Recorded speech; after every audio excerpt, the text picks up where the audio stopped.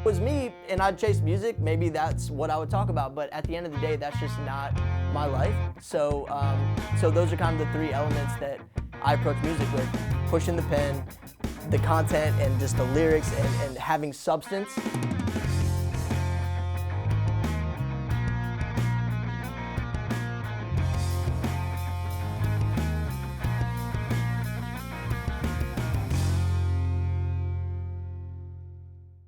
Hey everyone, and welcome to Impetus Minds of the Driven.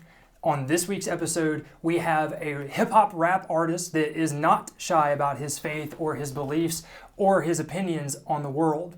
He has over 100,000 SoundCloud downloads, over 60 songs have been released, 3 full mixtapes, and he is a husband and father. I want to welcome KEAT to the set of Impetus. Man, it's awesome to have you here. I appreciate it, man. Thank Dude, you this so is much so for cool to having me. be able to have to be able to reunite, because we went to high school together. Yeah, So we did, yeah. this is so 10 years later, man. I know. Meeting back up, it's kind of strange. The first thing that I want to talk to you about is going to be about how long you've been in the music game, because you've been making music as long as I've known you. Yeah. So let's talk about how you got into music. How long have you been doing the music thing, man? It's 2021, at least 12 years or so, yeah. More than a decade. Okay.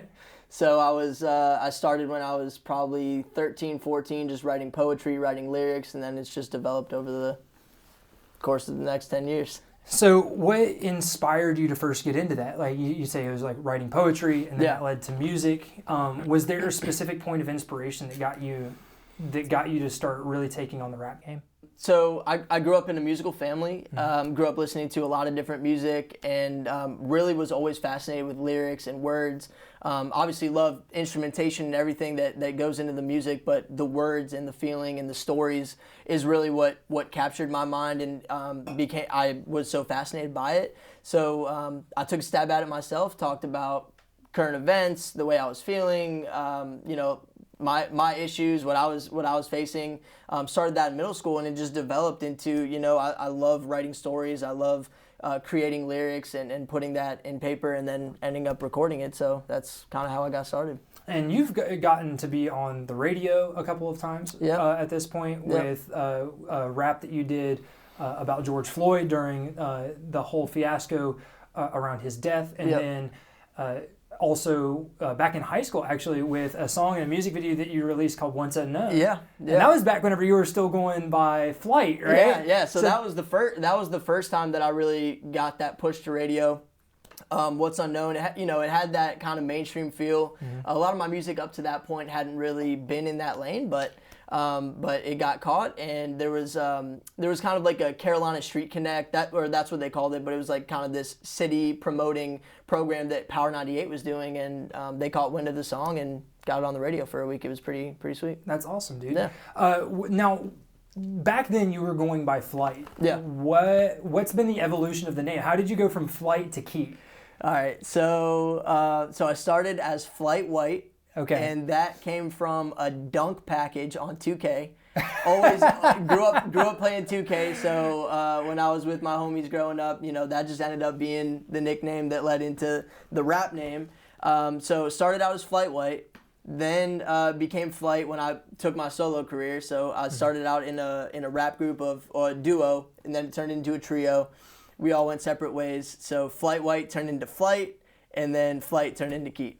Gotcha. So what made you decide to change your name from Flight to KEAT? Because I remember when I was trying to rediscover you, I kept looking up for Flight. I was like, that's what it used to go by, Flight 704. Where's this guy at? Right. I couldn't find you. So what made you decide to go from Flight to KEAT? Yeah. It was. I felt like I needed to rebrand. After everything with What's Unknown, how it went radio, music video was doing really well. Some things went south with a distribution deal that I had signed, and nothing went wrong during that first year, but the management team that I had, things had went south there, so I just decided not to re-sign the management contract. Mm-hmm. all this other stuff happened. They stripped the song. I want to get more in detail about that, but if you want access to that part of the conversation, you have to be a subscriber at forerunnerproductions.locals.com. So if you want to know about what it's like to be a part of like an actual label and to know how the management thing went south for KEAT, you have to be a subscriber at locals.com. So it's forerunnerproductions.locals.com. For as little as $5 a month, you can be a supporter and you can make sure that we get to keep creating this awesome content. So make sure that you guys go over to forerunnerproductions.locals.com to get that part of the conversation. Okay, so I'm going to cut you off there because I want to make sure that we save that for what it's supposed to be. We almost slipped into it there. Yeah, we'll touch on that later, yeah. So originality begins with mimicry. Anybody that understands being a creative, you start off by idealizing these people. If you're a writer, it might be Tolkien. If you're a playwright, it might be Shakespeare. If you're a musician, it depends on what genre of music you're in. If it's classical, it might be Bach. For you, who was that person? Like whenever you first got into this thing, who was like, man, like that's my vibe. That's sort of the lane that I want to go into. Sure, that's a great question. Hip hop specifically. Once I turned from poetry into hip hop and really started pursuing that, I mean, my biggest influences were it was a blend of mainstream with Eminem, Kanye, Lil Wayne, Mac Miller. Maybe Mac Miller wasn't super mainstream at that time, but honestly, I also had an underground aspect where I listened to a lot of Immortal Technique, Diabolic, like New York underground. Hip hop heads who were doing rap battles, Vinny Paz, Jedi Mind Tricks. So I think my biggest inspirations were people who talked about real stuff or people who maybe play that song that you want to bump on a Friday night, but then also artists who talked about current events, government, all this other stuff. So those were probably my biggest influences and having both of those worlds in hip hop, kind of finding that middle ground. Now I get a serious, rest in peace, man. I get a serious Mac Miller vibe when I listen to you, right? And it's something that like your flow is similar. It's something that I think has honestly been a boon for you in a lot of ways because he has a very unique sound, and you take a similar vibe, but you do it in your own way. So I guess where I'm going with this is I want to ask you, like, when somebody compares you to someone like Mac Miller, like I have in the past, like what are your thoughts about that? Yeah, I take it as a huge compliment, honestly. Right now, I'd say that when people hear my music, everybody makes quick judgments or quick comparisons. I get compared to Mac Miller a lot, Logic a lot, and NF a lot. Now, is that because of my sound? Maybe a little bit. Is it because of how I look? Maybe a little bit of that as well. But honestly, I mean, Mac Miller was one of my... If you can't hear this, everyone, KEAT is white. There we go. Yeah. All right. I'm white. I have Middle Eastern background, so maybe that sets me apart. I don't know what Mac Miller was, but yeah, man. So people make quick comparisons.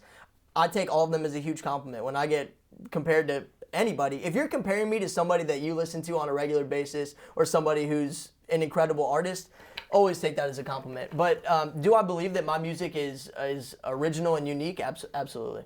Now, you've mentioned offline before that you've had to go through like periods of self-discovery. It's one of the things that had you change from flight to KEAT. Walk me through that self-discovery without going into the managerial aspect of it with the company. What was your personal transformation like? Yeah, I mean, it's tough to talk about that without that background story, but I'll hold off on it. Really, part of it came from the want to rebrand and start fresh, and kind of be myself. I mean, as you see the name, it went from Flight White, which was just a nickname and a dunk package on a video game, to Flight. But you see how I've ended up with KEAT, and that's just like me. I realized all my friends, a lot of my family, they just call me KEAT, and with my music, I wanted to feel like I was giving you me and how I feel and what I see in the world and my perspective on things for whatever it's worth. But I wanted that to play out in my name in music as well as the music that you're actually listening to. So as far as the self-discovery point, there's a level where I just wanted to be vulnerable. So I kind of went from when I started, just talking about whatever 15, 16, 17-year-old teenager talks about to now where I'm at, really, like, when you listen to one of my songs, maybe you're getting a piece of my heart and a piece of my mind. I'll challenge you a little bit on that, because I think that What's Unknown was way beyond what your typical 17, 18-year-old kid writes. Like, I appreciate that. Yeah. I think that What's Unknown, I think the reason why it got so much attention was because it was what everyone who is that age wants to be, but doesn't exactly have the maturity to be that. And I think that either you stumbled into it or it was intentional and it showed a maturity at that age that most people don't have. Thank you, man. The other thing that I'll say is, oh snap! I had an idea. I was gonna. Okay, I want to come back to that. So the other thing that I'll say is whenever you talk about being authentic and like giving it to you, man, the two songs of yours that I bump like on the regular, they're part of my rap playlist that I just keep coming back to because they are really good is Find and it's this, and the song that you wrote for your son, Love Before You Live. Yeah, Love Before You Live. And if you want to hear one of those songs, you'll have to stick around to the end of this interview. I'm not going to tell you which song it is because I want you to listen to it and then go find it yourself. But one of those songs will be played at the end of this interview, so make sure that you stick around for the whole interview so that you can hear one of KEAT's songs, and we'll surprise you with which one that we choose to put at the end of the video. It'll surprise me too. But both of those songs tell a story, both of self-discovery and a story of pride and intent and desire, good desire, healthy parental desire for your child. And Love Before You Live, like the first time I heard it, I was in tears. Genuinely, I teared up. I was too. Really special song. And then you and your wife coming on to the end of that track and doing the little piece together. It's just like, we love you. Final dagger in the heart. I'm like, oh, dude, bury me now. I had the featured vocalist there on the chorus, Cordial. I love her to death. She's an amazing artist. With the nature of the song and the concept, I realized, yes, I love her on the song. She completely killed it. But I was like, can I go this whole song without having my actual wife on the song? She doesn't sing, so she couldn't be on it. And then I was like, you got to say something. She didn't want to do it. But I got her to say those 3 words, we love you. I'm glad that she did. Yeah. I'm glad that she did. And I think that and thanks for listening the whole way through and actually catching that. Yeah, man. And well, when she looks back one day, I really hope that she comes to appreciate what that's going to mean. And I have no doubt that your son, you wrote that song before you knew whether it was a boy or a girl. Right, and it doesn't matter, right? Exactly. The love is very much the same. I can't get over how genuine that particular song just really is. Thank you, man. So you talked a second ago when we were mentioning the different inspirations, the different artists, the different levels of artistry and everything. You mentioned that there's something that makes you unique, and I want you to go into that. Like, what is different about your approach to music? What is different about your approach to this, not only to music itself, but to the whole music game? And you can take that in 2 parts if you want to. Yeah. Tell me about that. Why does KEAT deserve his spot on the Billboard charts? Sure. I mean, it's a huge question. I guess first I'll start with my desire for pushing the pen, if that makes sense. Every song since one of my first songs in early mixtapes when I was with the rap group to now, I've always wanted to evolve. I've always wanted to push the pen. So hopefully, what my main approach is that when you listen to my first stuff all the way to now, if you follow my daily progression series on social media, you see the constant evolution. I'm constantly pushing the pen, working on more complex rhyme schemes. I want to do different rhyme schemes. Hopefully you're not hearing recycled rhymes. So my first approach to music is I'm a hip hop head. So I want to be as crafty and as lyrical and as artistic as I can with the art form of writing the rap. And then beyond that, you kind of get into the content. What am I writing? So yeah, he's pushing the pen. You can hear the rhyme schemes, the flows, and how they develop and evolve. But what am I talking about? That's my whole thing. I want to be talking about something. In an age where I feel like hip hop, there's almost like two different worlds of hip hop. Like you've kind of got the, you know, the stuff that makes your head go like this, but you don't really know what they're saying. And then you've got like your lyrical J. Cole's, Kendrick's, you know, storytellers.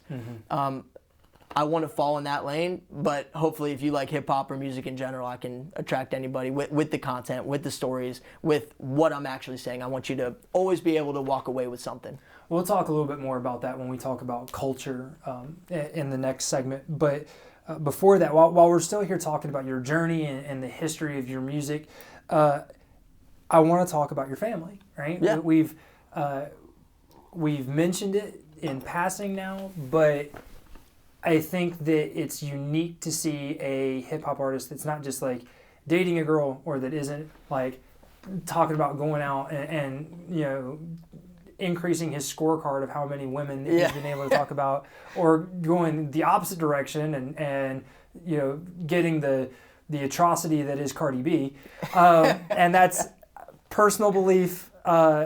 We can cover that on a different day if we really need to. My point of all that is that you're different.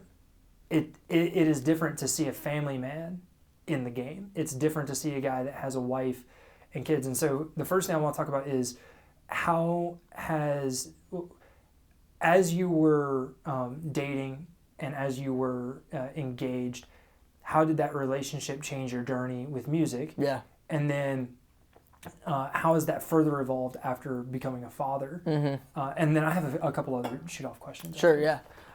So that perfect follow-up question to what you asked before. So I touched on how I want to push the pen and get better in the craft. Then I talked about how I want to write stories and what the content actually is. The third part of kind of my approach to music is just being myself, right? So I'm a family man. I've got a son, a wife. I love my family, my in-laws. I love my friends and family. You're going to hear that in my music. Like, I'm not talking about things that I'm not doing. You know what I mean? So I'm not talking about guns and going, whatever it is. Like guns and drugs and Zanny and whatever else. Yeah, like that's just not me. If that was me and I chased music, maybe that's what I would talk about. But at the end of the day, that's just not my life. So, so those are kind of the three elements that I approach music with: pushing the pen, the content, and just the lyrics, and having substance. I believe in substance, and then just being myself. So as far as dating and engagement and then marriage, I mean, it all played a massive part in music. When we had reconnected, my wife and I, when we were just dating at the time, I actually wasn't working on music. My brother passed away, and we connected a couple months after that because she came to the memorial, like the service that we had, the celebration of life for him. And when I saw her, I was like, man, because we had dated in high school and reconnected then. And I never knew that you guys split up. I didn't know that. We didn't date the whole way through. Wow. Yeah, so we split up in 2014, 2015, and I didn't see her again until 2018. Wow. Yeah. I did not know that. I thought that you guys were together all the way through. No, so when I saw her and her mom at my brother's service, like, it almost brought me to tears because, I mean, I was actually, like, seeing another girl at that time, and when everything happened family-wise, I just, like, kind of split ties with everything. Like, everything paused. So anyway, to answer your original question, when we were dating, when my brother passed away, I took a long break from music. I didn't know what I wanted to do. He was always my biggest fan in music, one of my best friends, obviously, as my brother, and I just didn't know what to do. So I wasn't really writing much music. I wasn't putting much out. And then when I could kind of feel like I wanted to put a ring on it and, like, ask her to marry me and we'd get engaged, I realized that there was almost something missing in my life as well that I wasn't pursuing or that wasn't a part of my daily life. And I realized it was music. I started having people kind of hit me up out of nowhere, like, yo, I just listened to this. Like, are you dropping anything new, whatever? And that kind of happened a couple of times. And I was like, no, I'm not. And my relationship with her, my relationship with God, having those messages really made me realize that I had stopped pursuing something that I think my brother would have wanted me to always pursue. Yeah. How has the relationship either been supportive? So 2 questions next. How has the relationship been supportive towards that journey? And then how has the relationship also been strained by your music journey? Because being an artist, while also trying to pursue a dream and trying to be an artist and do something that until you make it doesn't pay squat, right, is hard. Yeah. I know that can strain a relationship. I know that unless it's very obvious that she's supportive of your dream, otherwise she is. it wouldn't. She is. You wouldn't still be doing it, I'm sure, or you guys wouldn't be together. It's still so tough though. So talk to me a little bit about that. Talk to me about the support and the positive. I also want to know, like, what are some of the struggles? Like, what challenges have come along with being that in that sort of starving artist phase, or just beyond the starving artist phase, and balancing that with the family and the relationship. Yeah, I mean, you hit the nail on the head, really. Even with the question itself, it is very difficult. Whatever you're chasing, whether it's music or if you're an entrepreneur in general and you've got a family, maybe a 9-to-5, whatever, but you're chasing something on the side. Who doesn't face difficulties there? You've got 24 hours in a day. If you're working a day job, that might be 6, 7, 8, 9 hours, sometimes even more depending on your job. How do you balance it? So when I was single, in college and chasing music, obviously I had a lot more time. So I was able to do more shows, work on music even a little bit more. Being married and especially having a child now, it's very difficult with that balance. When I get off, I'm still working a 9-to-5 to be able to support my family. Everything's not all my money is coming from music. When I get off work, what do I have left in the day? Like if I was single, I'd get off, maybe play some video games or like start working on music, plan another campaign, music videos, whatever. But now, like, it's family. I want to see my son. I want to hang out with my wife. I want to sit down and have dinner. I want to put my son to bed. So it's like, it's just priorities. So then at that point, I'm faced with a couple more hours of the day, right? My son goes to bed at like 7 or 8. So now what? I want to hang out with my wife. And then all of a sudden, if you don't make that balance and make time, all of a sudden I'm not working on music anymore, right? Because I just woke up, worked, and then hung out with my son, hung out with my wife, and then the next day happens. And then all of a sudden weeks pass, and then months pass, and you haven't worked on any music. So luckily I have a supportive wife, supportive parents, supportive family who know that this is my dream and what I'm trying to do. So I just allot as much time as I can and try to make that balance, and the support means everything. There are struggles. There are times where you kind of have to pick and choose, and I feel bad too, because if I get off work and then go work on music, like today, all of today is music. So I'm working on this interview, then I'm working on a music video right after, and it's like part of me feels bad because she's got to take care of our son. Right. So it's like there's this guilt factor, and I want to be with them and hang out with them because that's what I want to do. I love them. But I love music too. So it's just this constant balance, this constant tightrope act of just making sure that you can kind of fit it all into one day. So I want you to lay out what were some of your dreams and aspirations before the family came around, and then I want you to paint the picture for us as to how those dreams and aspirations have been altered or changed. Dude. And what does that picture look like now? So what was the outline for what it looked like? And then how has the family changed it? And now what are they? What are the goals and aspirations now? I will start with the day we found out we were pregnant. Changed my whole life. Like, when I say changed my whole life, within the first couple weeks, started looking for another job. I felt stagnant immediately. I realized that I wasn't taking music as serious as I should have. It was, obviously I've pursued it for so many years, but kind of got in this phase where it was, what was I doing? Like, what was the plan? As soon as we found out we were pregnant, I was like, man, I've got a son or a daughter on the way. I need to take this like really serious and dig deep. So honestly, the minute we found out we were pregnant, changed everything. Got a new job to bring in some more income. I started my own record label, so I signed myself to my own indie label. I created this whole plan, and honestly, it's before my son was even born. Just because that idea of being a father, having a child to support, wanting to support my family and see us grow and leave something for him, as I get older, and that really motivated me and it influenced me. So honestly, I attribute a lot of my new following since I rebranded and everything. I attribute it to my son, because when he was in the womb, he was motivating me more than ever. And now I hold him and I see him, and it's more motivation than ever. So having a supportive wife is everything. Having a son and a child in general is just amazing, and it's motivation every single day to just push myself, work hard, and at the end of the day, do it for him. It makes a lot of difference whenever you have something else worth working towards that's not yourself. Yeah, exactly. I think that's, and this bleeds into what we're going to talk about next, which is the culture and society. Yeah. But culture and society presently teaches us all the time, you got to do what makes you happy. Yeah. Go for what makes you happy, what makes you feel special, what are your dreams that you need to achieve.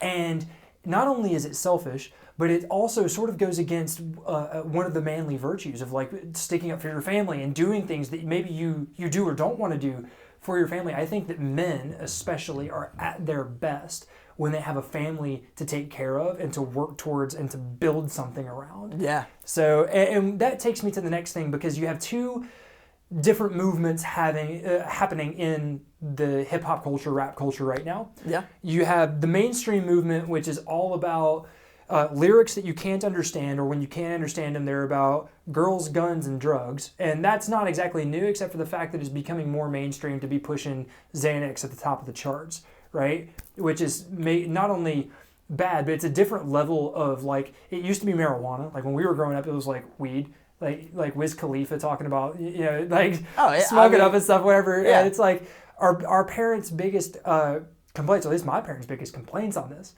was that, getting high, like the worst part about it is it makes you look lethargic and lackadaisical and you don't want to be productive. And now they're like, and the argument was like, well, I know plenty of people that smoke weed that are plenty productive, like whatever. But now, like, Xanax is, like, literally putting you to sleep. Like, the whole point of it is to put you out. Yeah. Like... And it's pushed in the culture a lot. And now it's pushed in the culture. You are having these things pushed in the culture that is, like, be lethargic, be lackadaisical. And then the other side of that is the counterculture movement. And these are the guys that are willing to tell stories, the guys that are willing to challenge the status quo, that are willing to challenge the not only the industry standard, but also the cultural standard. Right. And talk about things... that actually mean something. And this goes for, the main guy is Tom MacDonald. And I want to skip Tom MacDonald first because we're going to talk about him in the bonus content as well. So if you wanted to hear KEAT's thoughts on the guy who's breaking the internet right now, Tom MacDonald, you have to be a supporter at forerunnerproductions.locals.com. I've plugged that earlier, so I'm not going to keep repeating it like I did before, but make sure that you go over to locals.com and you become a supporter so that you can get access to that part of the conversation. But it's also guys like Dax. Hobson has always Hobson's always been been that counterculture type of guy. Illmind 5 is the thing that got me on Hobson. Every single one is like lyrically insane. The music videos are always insane. The thing that he did with NF was great. Like watching him come from Illmind 7, where he was like literally yelling at God. Right. Oh man, out in the desert, dude, and he's just like staring up, and you feel that. Like everybody feels that. And then to see what he did with NF, where he's just like. Where he sort of comes back to his faith in this thing. And he talks about he's reading the book of James and hoping that his sins don't come through and bury him.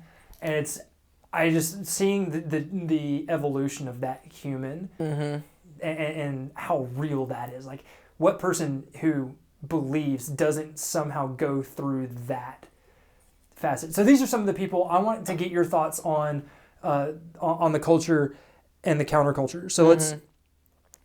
I think by now it's really obvious what side of this you fall on. But the first question that I want to ask, that I think will reveal this even more, is: do you think that the mainstream culture has any merits to it? Is there anything that we're missing that most people that like myself, I enjoy hip hop music, but it has to have something real. It has to have a message to it. Right. Does the mainstream have a message that is worth listening to?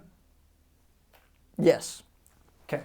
Are we putting like Lil Baby, Da Baby, J. Cole, are we putting those in mainstream? Are we because yes, I'd say that Lil Baby, J. Cole, Kendrick, artists in that lane have a great message, and I love their music.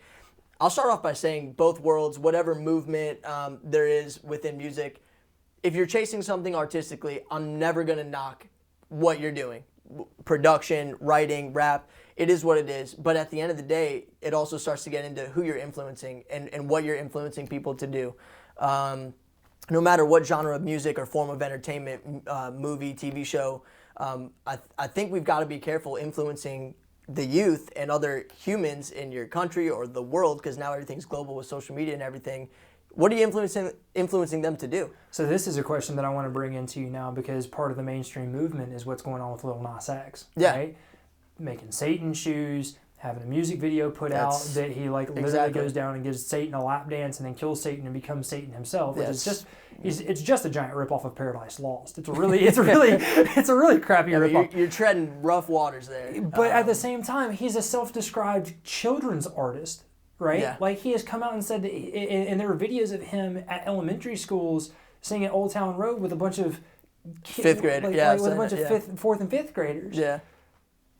So when we talk about the message that our movie or the message that we're influencing, like, what are your thoughts on that whole movement? Yeah. Again, I'm not going to knock anybody for what they're doing artistically. It is what it is. But again, going to the base level of what we're pushing, the message and the influence, it's rough to see that, man. I mean, promoting satanic videos and things like that, opening children's minds up to that, I view it as negative. I don't think culturally that is what God would want to see on earth, and what we're listening to, what gets billions of hits on YouTube. I think it's somewhat sad to see, but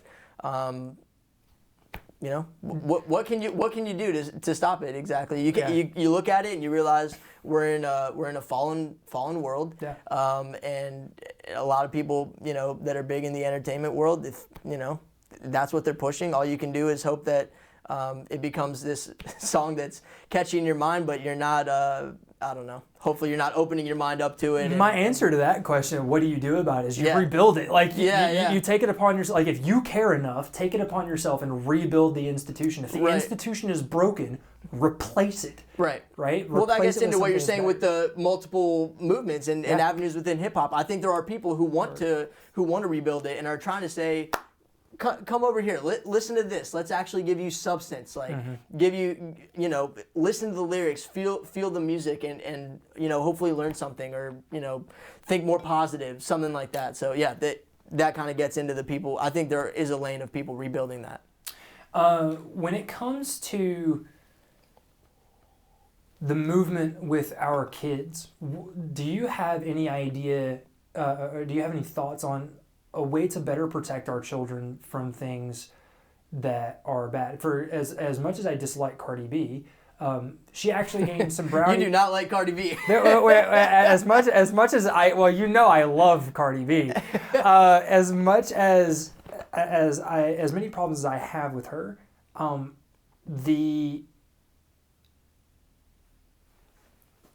she gained some brownie points with me whenever she sent out that tweet being like, I make music for adults. If you as an adult let your child listen to my music, I have questions for you as an adult, because I don't even let my own child, like, I'm making the music and I don't even let my own child listen to my music. There you go. And I'm like, you may not be fully lost after all, right? Like, there might actually be, for all the degeneracy that you see, on like the Grammys and stuff like that, and the performance and what have you, there are some people that are a part of the mainstream that are like, you're dumb if you let your kids engage in this type of thing. Yeah. So what are your ideas and your thoughts, especially being a parent now, as to like, how do we better protect our kids from things that are mature, that are adult, that would harm the innocence of our children? Right. Yeah. I mean, it's a good question. First, like, look, what I was saying earlier about, not knocking anybody for the artistic, what I'm saying is there's so many talented people here. Lil Nas X, talent. Yeah. He can sing. He's talented. It comes down to that influence. How do you protect your kids as a parent, it's more difficult now than ever. Phones, iPads, tablets, TV.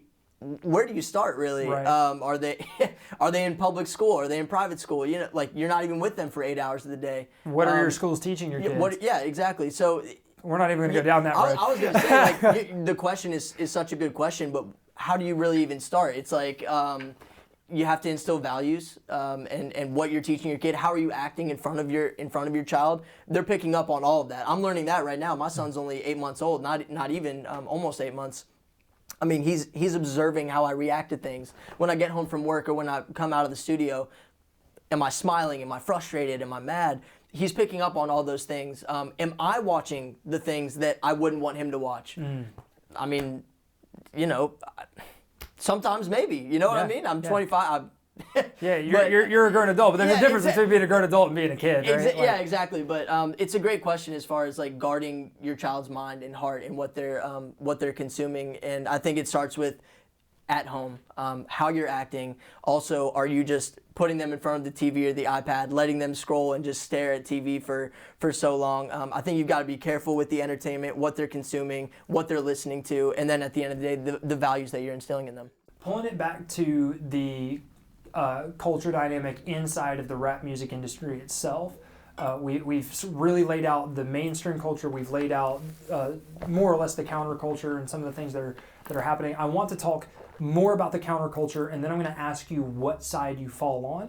But before I do that, I want to make sure that everyone knows that this show, Impetus Minds of the Driven, is not the only show that Forerunner Productions makes. We actually have Fortitude, which we interview successful entrepreneurs and talk about what makes them tick, how they get started, and what their advice is for entrepreneurs in the future. If you are an entrepreneur and you want to go check that out, that just launched, you need to make sure that you go over to Let's Talk Fortitude on YouTube or search Let's Talk Fortitude wherever you get your podcasts. We will make sure that you get that content. We also, if you're interested in more of the Christianity type of thing that we're talking about here, we have an evangelism show called The Shelter Hole, which is hosted by Big John G. He talks about some incredible things, has some incredible guests on there. I've had some incredible appearances on there. I love the conversations that we have on The Shelter Hole. And if stories we keep talking about and coming back to all the time matters to you, or if you want to know why story should matter, you need to make sure you check out the Chad Garrett Show, where I dive deep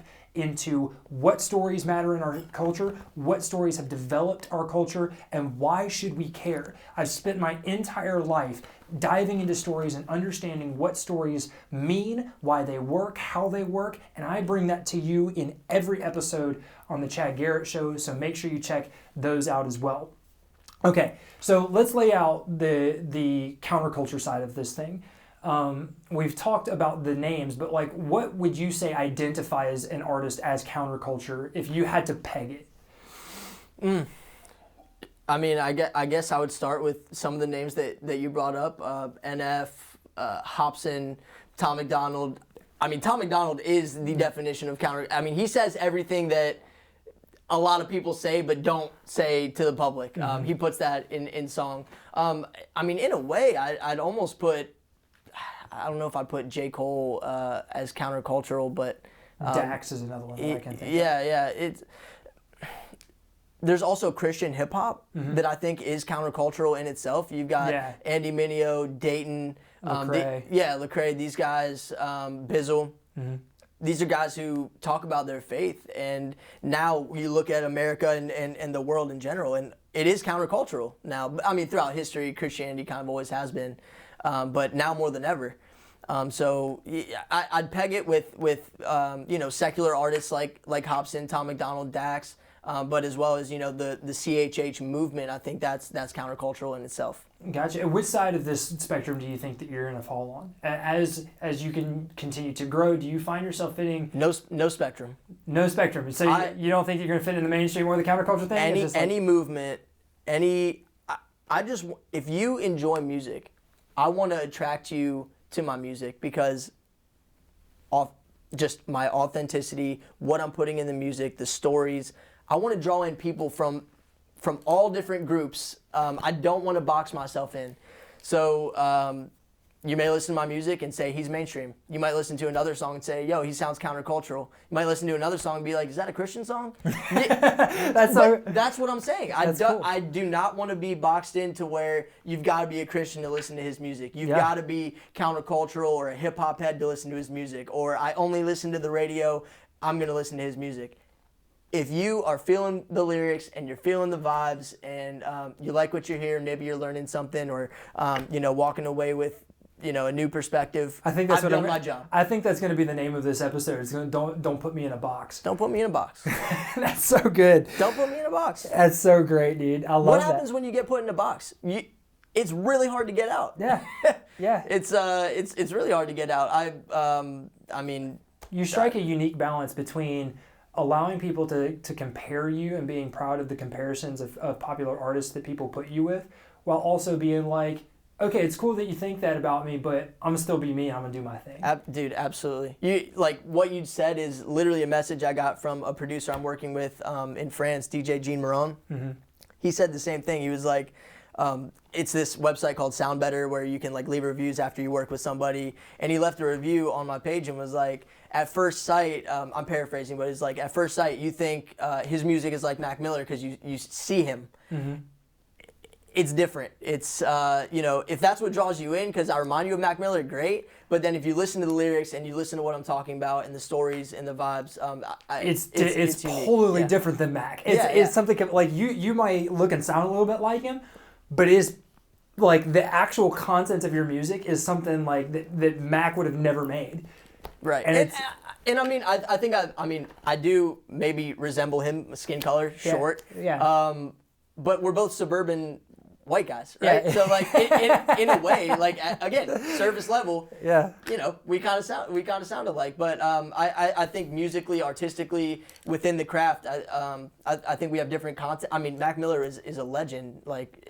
The day I found out he passed away was really rough. My brother loved Mac Miller. Mm-hmm. I remember my brother went to a show in, oh my gosh, 2011 maybe, when Mac wasn't even big. My brother went to a Yellow Wolf concert. And Mac Miller opened up for Yellow Wolf. And Yellow Wolf was still kind of underground back then. Yeah, dude, Yellow Wolf was underground. He was just trying to get big, though. He was a part of that same come up around with Hobson and them at that time. Yeah, he did. That's wild. And he's ended up going kind of country a little bit, making country music still kind of hip hop. But yeah, he came home and was like, dude, this guy opened up for Yellow Wolf, and I swear he's gonna be big. And it was Mac. So again, anytime I get compared to Mac, NF, Logic, anybody, it's a huge compliment. But artistically, I feel I'm just doing me. Let's fast forward. I'm going to be overly generous with the time period here. I think that this will happen much. I say that by meaning I think this will happen much sooner. But I'm going to say 10 years, right? And you get a phone call from NF's manager, and they want to tour with you. What are you doing?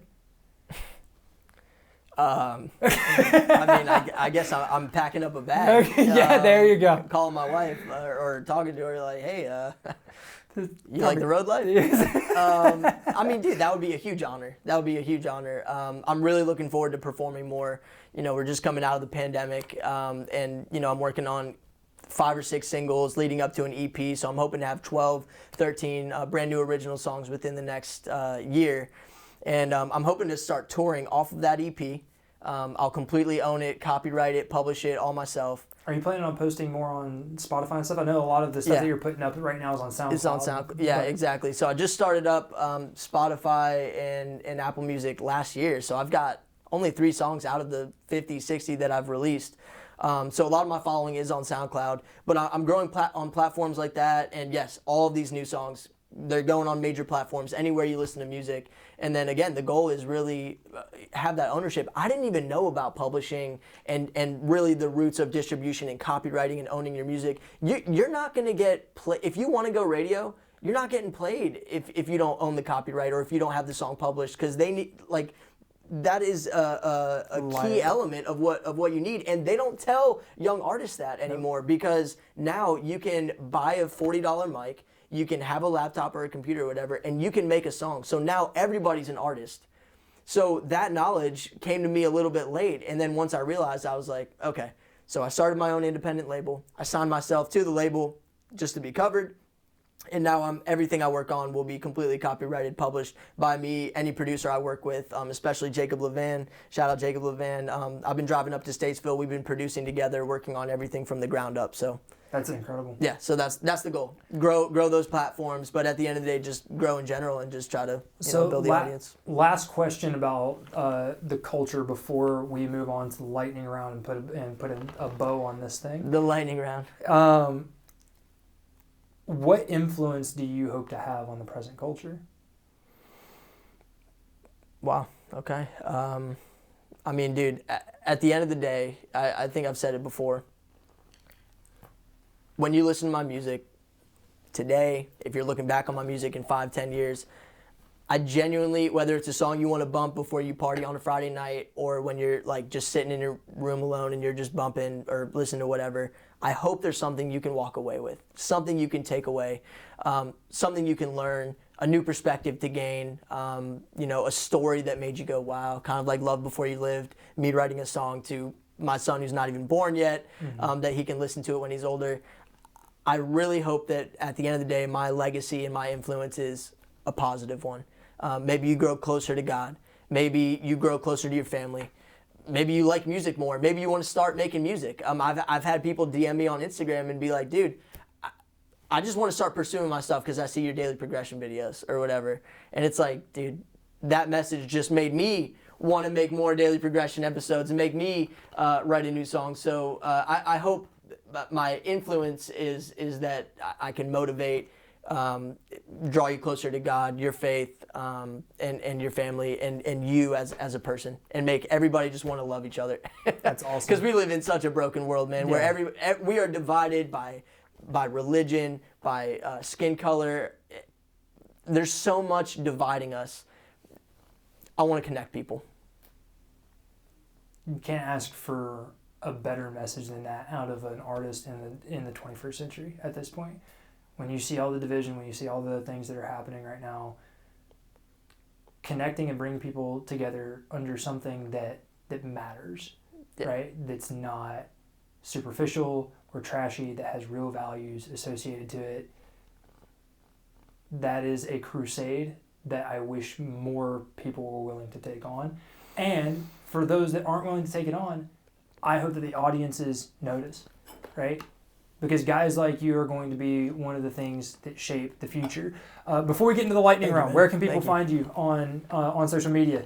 At KEAT Music everywhere. KEAT, KEAT Music everywhere. Twitter, Instagram, Facebook, you name it. TikTok, at KEAT Music everywhere. You can go to my website, keatmusic.com. Again, KEAT, keatmusic.com. It's got all my socials, Spotify, SoundCloud, Apple Music. It's got everything there. So everything's on my socials and my website. Awesome. And for you guys, if you have enjoyed this interview and you want more content like this, make sure that you go over to forerunnerproductions.locals.com and become a supporter. None of this works. None of the cameras, none of the lighting, none of the set design, getting KEAT here, being able to travel. None of this happens without your support. If you want to make a difference in the culture and help us tell the best stories that have ever been told, like KEAT's, make sure that you go to forerunnerproductions.locals.com. If you're not ready to become a subscriber yet, that's okay. Make sure that you drop a comment and a like on this video. It helps us out more than you know. And leave us a 5-star review on Apple iTunes. It really helps us hit that podcast algorithm and allow other people to find this content. If you got something out of this, you have to go do that. If you don't, then you're hurting not only us, but yourself, because you're keeping this information from people that matters.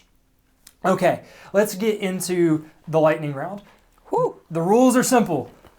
I have a couple of 1-2 word type of things that I have here. They're all over the place. All right, I'm prepared for anything. I don't know what you're gonna ask, but let's do it. The idea is to spit out the first thing that comes to mind. If it's a sentence, go with the sentence. If it's another word, it's another word. If you feel like you want to, if it gets you on a soapbox, great. Okay, so we're gonna see how this goes. Okay. Angel. Ready? Demons. Label. Control. Vacation. Peace. Movie. Entertainment. Honor. Courage. SpaceX. Elon Musk. Industry. Work. TikTok.